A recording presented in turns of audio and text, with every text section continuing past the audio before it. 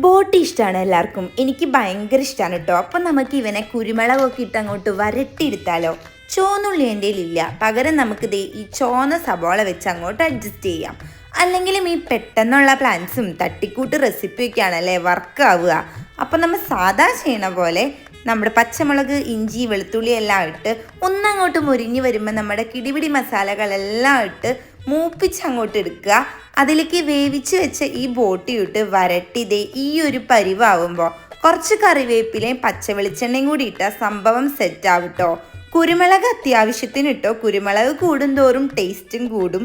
പൊറോട്ടയാണ് നമ്മുടെ കോമ്പിനേഷൻ.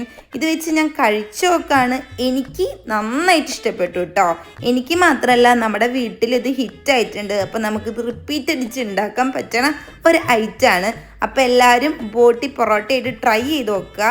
ഞാൻ സർപ്രൈസായിട്ട് ഒരു ഐസ്ക്രീം ഒന്ന് കൊടുത്തതാണ്.